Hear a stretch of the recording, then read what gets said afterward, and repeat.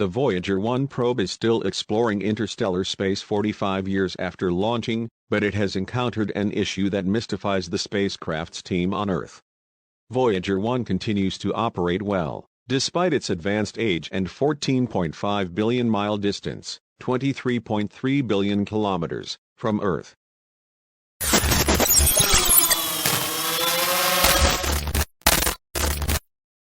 And it can receive and execute commands sent from NASA, as well as gather and send back science data.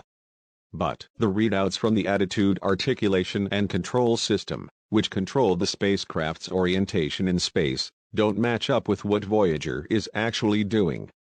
The attitude articulation and control system, or AACS, ensures that the probe's high-gain antenna remains pointed at Earth so Voyager can send data back to NASA.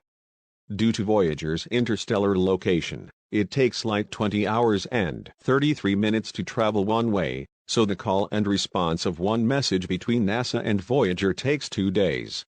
So far, the Voyager team believes the AACS is still working, but the instrument's data readouts seem random or impossible. The system issue hasn't triggered anything to put the spacecraft into safe mode so far. That's when only essential operations occur so engineers can diagnose an issue that would put the spacecraft at risk. And Voyager's signal is as strong as ever, meaning the antenna is still pointed to Earth. The team is trying to determine if this incorrect data is coming directly from this instrument or if another system is causing it. Until the nature of the issue is better understood, the team cannot anticipate whether this might affect how long the spacecraft can collect and transmit science data, according to a NASA release. A mystery like this is sort of par for the course at this stage of the Voyager mission, said Suzanne Dodd, project manager for Voyager 1 and 2 at NASA's Jet Propulsion Laboratory in Pasadena, California, in a statement. The spacecraft are both almost 45 years old, which is far beyond what the mission planners anticipated. We're also in interstellar space, a high-radiation environment that no spacecraft have flown in before. So there are some big challenges for the engineering team.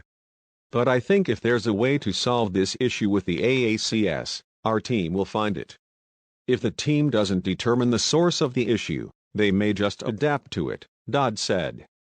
Or if they can find it, the issue may be solved by making a software change or relying on a redundant hardware system. Voyager has already relied on backup systems to last as long as it has.